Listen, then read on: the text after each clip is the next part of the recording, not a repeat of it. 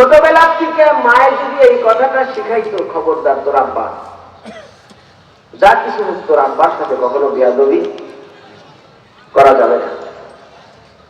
কখনো বাচ্চা গরম হয়ে গেছে, বাবার সাথে একটু উচ্চ বাক্য কথা বলে, মা যদি নেককার হয় বুঝবে না, হয় তো দেখ তোর আব্বার সাথে। আমরা স্বামী স্ত্রী ঝগড়া করি আমাদের ব্যাপার, কিন্তু তুমি সন্তান হিসেবে আমি তোমার মা, আমার সামনে তোমার আব্বাকে একটা বুড়া ভালা কথা বলবা, এটা আমি মেনে নিচ্ছি। সন্তানকে আদব শিখাইতে,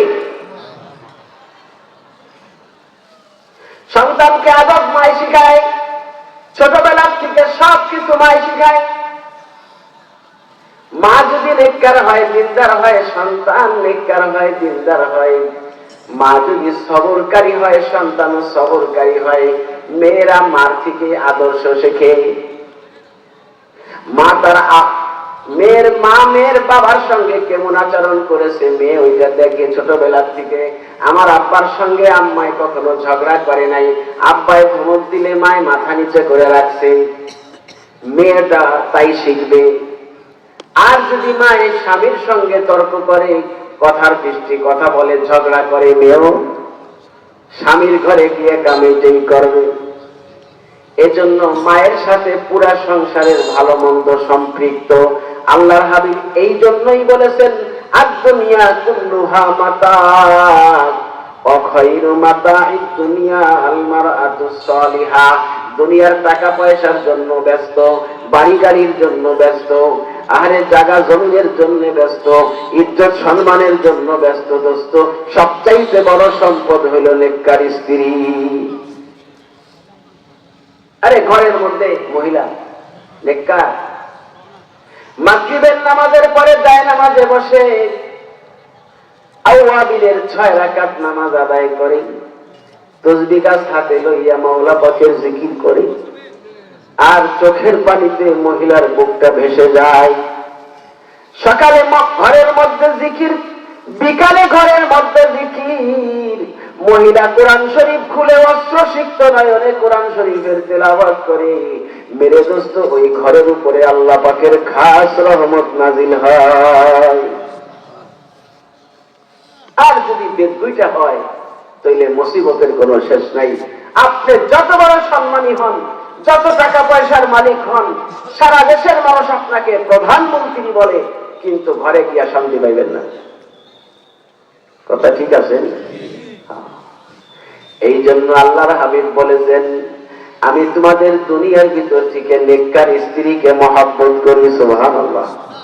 আল্লাহ পাক আমাদের বিবিদেরকে, আমাদের মা বোনদেরকে নেককার, দিনদার, ইমানদার, আল্লাহওয়ালা বানায়া দেয়। 3 নম্বরে দয়ার নবীজি বলেন, কুররাতু আইনি আস-সালাত। এই দুনিয়াতে যত কাজ আছে, যত আমল আছে, যত আরামায়েশের যত বস্তু আছে, আরে আমার মনের আনন্দ, মনের শান্তি একমাত্র মাওলার হুকুম নামাজের মধ্যে। সুবহানাল্লাহ। কুররাতু আইনি আস-সালাত। তোমরা আমাকে পেট ভরে খাওয়াইবা, আমার কলিজা ঠান্ডা হয় না। আরামের বিছনায় ঘুম পাড়াইবা, আমার কলিজা ঠান্ডা হয় না। স্বর্ণের বালাখানায় শোয়াইবা, আমার কলিজা ঠান্ডা হয় না। দুনিয়ার স্বর্ণরূপা দিয়ে আমাকে সাজাইবা, আমার কলিজা ঠান্ডা হয় না। আমার কলিজা ঠান্ডা হয় মাওলার হুকুম নামাজের দ্বারা। নামাজ কত বড় নিয়ামত, কত বড় দৌলত দোস্ত। নামাজই হইল আখিরাতের নাজাতের গ্যারান্টি। সুবহানাল্লাহ। নামাজই হইল আখিরাতের নাজাতের গ্যারান্টি। নামাজই হইল আখিরাতের নাজাতের গ্যারান্টি। সমস্ত আমল তো বিভিন্ন ভাবে আসছে। নামাজটা আল্লাহ পাক তার হাবিবকে কাছে ডেকে নিয়ে আরশে আজিমে নিয়া এরপরে নামাজের উপহার নবীজির হাতে তুলে দিয়েছেন। সুবহানাল্লাহ। নবীজি এই জন্য বলেছেন, কুররাতু আইনি আস-সালাত। নামাজের দ্বারাই আমার কলিজা ঠান্ডা হয়, আমার চক্ষু শীতল হয়। তো নবীজির কাছে কয় জিনিস পছন্দ? 1 নম্বর সুগন্ধি পছন্দ। সুগন্ধি পছন্দের মাধ্যমে নবীজি বুঝাইলেন, জাহেরি শরীরের পবিত্রতা আমার কাছে পছন্দ, জাহেরি কাপড়ের পবিত্রতা আমার কাছে পছন্দ। 2 নম্বরে নেককার বিবিকে মহব্বত করেন, এইটা দিয়ে অভ্যন্তরীণ কথা আরেকটা বোঝাইয়া দিছেন, চারিত্রিক পবিত্রতা আমার কাছে পছন্দ। সুবহানাল্লাহ। কথা বুঝতে কষ্ট হয়নি? স্ত্রীকে মনে প্রাণে যে মহব্বত করে, মনে রাখেন কথা, স্ত্রীকে মনে প্রাণে যে মহব্বত করে স্ত্রী ছাড়া বোঝে না। একা কিছু খাইতে গেলে বিবির কথা মনে হয়, হাতে করে বিবির জন্য কিছু নিয়ে আসে, স্ত্রীকে খুব মহব্বত করেন। এটা আল্লাহ পাকের কাছে বড় পছন্দ। স্ত্রীকে মহব্বত করা আল্লাহর হাবিবের পেয়ারা সুন্নাত। স্ত্রীকে মহব্বত করলে অভ্যন্তরীণ কথা আরেকটা বোঝা যায়, যে স্ত্রীকে মনে প্রাণে ভালোবাসে সে কখনো পর নারীর দিকে তাকাবে না। কথা ঠিক আছে? স্ত্রীকে মনে প্রাণে মহব্বত করে সে চরিত্র পবিত্র রাখবে, পর নারীর সঙ্গে যৌন চাহিদা পুরা করবে না। এই জন্য স্ত্রীকে মহব্বত করা জরুরি। এটা স্ত্রীর পক্ষ থেকে পাওনা পাওনা পাওনা। কোন স্বামী যদি মনে করে আমি স্ত্রীকে মহব্বত করব না, করি না, সে আল্লাহ পাকের কাছে ঠেকা। যখন বিবাহ বন্ধনে আবদ্ধ হয়েছে, আল্লাহ পাকের পক্ষ থেকে নির্দেশ হলো তুমি তোমার আপন স্ত্রীকে মহব্বত করো।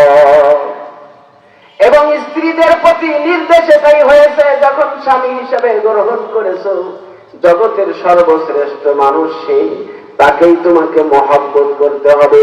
যেই পুরুষ মনে প্রাণে স্ত্রীকে মহব্বত করে, সেই পুরুষ যেমন তার নিজের চরিত্র পবিত্র রাখতে পারে, যেই মহিলা নিজের প্রাণের স্বামীকে মনে প্রাণে মহব্বত করে, সেও স্বামীর অগোচরে পরপুরুষের সঙ্গে গুনাহে লিপ্ত হবে না। নবীজি ভিতর দিয়ে কথা এইটা বুঝায় গেছেন। আর জাহেরি শরীরের পবিত্রতা আমার কাছে পছন্দ, জাহেরি কাপড়ের পবিত্রতা আমার কাছে পছন্দ, চারিত্রিক পবিত্রতা আমার কাছে বড় পেয়ারা। সুবহানাল্লাহ। নবীজি নিজের আপন স্ত্রীকে মহব্বত করেন, এই কথার ভিতর দিয়া নবীজি বুঝাইলেন চরিত্র পবিত্র রাখতে হবে। 3 নম্বরে আল্লাহর হাবিব কথা আরেকটা বলেছেন, কুররাতু আইনি আস-সালাহ, নামাজ আমার চোখের শিথিলতা, নামাজ আমার দিলকে ঠান্ডা করে। এটা দিয়ে কি বুঝাইলেন? এইটা দিয়া অভ্যন্তরীণ বুঝাইয়া দিলেন, দেখো দিলের পবিত্রতা আসে নামাজের দ্বারাই। সুবহানাল্লাহ। দিল পবিত্র হয় নামাজের দ্বারাই।